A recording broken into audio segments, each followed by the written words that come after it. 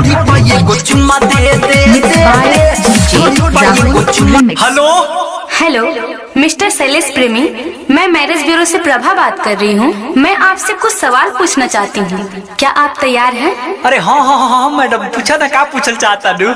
हाँ तो सवाल नंबर 1, आप कितना पढ़े लिखे हैं और आपके जीवन साथी कितनी पढ़ी लिखी होनी चाहिए? देखो मैडम, हम बड़ी कम पढ़ लिखल बानी, ठीक ना। और रहल बात जीवन साथी के, तो बीए बीएससी बीकॉम कुछ कइले होते लेकिन तो चलता ही। अच्छा, तो शैलेश प्रेमी जी, आपका कुछ और भी डिमांड है क्या? हाँ मैडम, डिमांड बा ना। अच्छा, तो क्या डिमांड है बताइए ना। अच्छा हईली सुनी, बोलिए। DJ Rahul Samastipur, DJ Rahul Samastipur, DJ Rahul Samastipur, DJ Rahul Samastipur.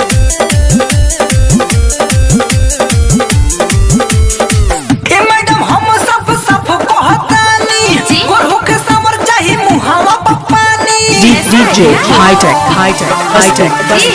ए मैडम हम सब कहतानी, गोरहु के समर चाही मुहावा पपानी। जदी रही हमरा साथे मरई में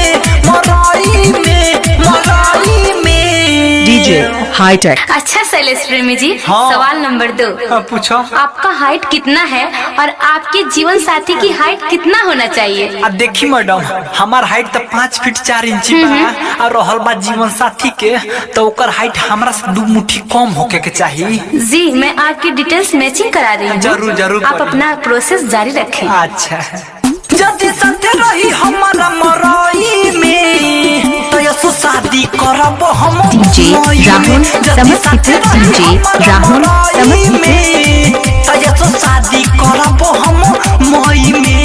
93701655113। आपका डिटेल्स 8 नाम की लड़की से मिल जुल रही है। आप बने रहिए हमारे साथ, कंटिन्यू। हम नहीं ले हम मैडम तिलक दहेज हो, जी सुघर होई लाई की दा करब परहेज हो।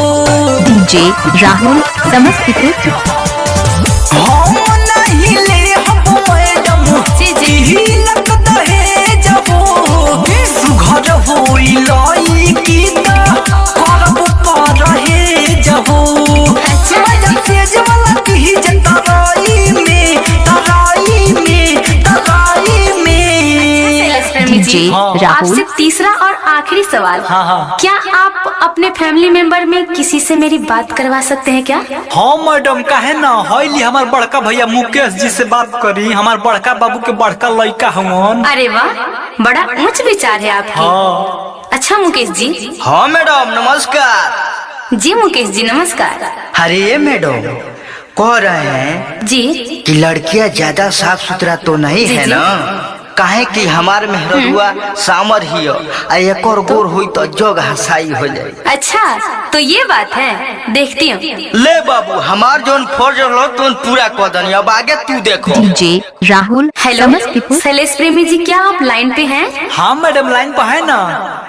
शैलेश प्रेमी जी, आप अपना प्रोसेस जारी रखिए। मैं आपके भैया के जज्बातों को समझ सकती हूँ। अच्छा।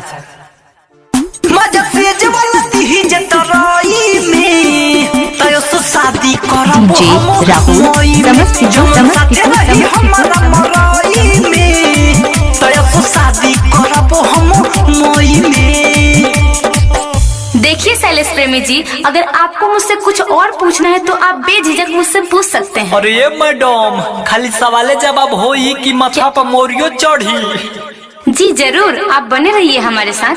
हाँ, वो तो बोलले बनी। हाईटेक। राइटर जी अरबी जी याद हमर जीगरी, मुन्ना को से ज्यादा हम तो बोले बनी डीगरी।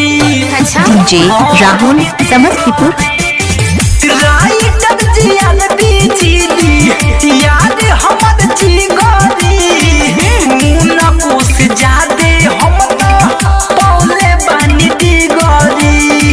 और अनमोल की सया झुराई में तयसो शादी करब हम मई में। जदी साथे रही हमारा मरई में, तयसो शादी करब हम डीजे राहुल समस्तीपुर। कांग्रेस कॉन्ग्रेचुलेशन, हाँ। बधाई हो हाँ। मिस्टर शैलेश प्रेमी जी। हाँ। मुझे आपको ये बताते हुए खुशी हो रही है हाँ। कि आपके मन योग्य जीवन साथी मिल गई है। सही में? आप हमारे ऑफिस मुजफ्फरपुर चेयरमैन GRB जिद्दी से संपर्क करें। हाँ ये मैडम, जी। हम काल्हे आवत नहीं अपने बाबूजी के जोरे। ओके बाय, आपका यात्रा मंगलमय हो। आपका भी।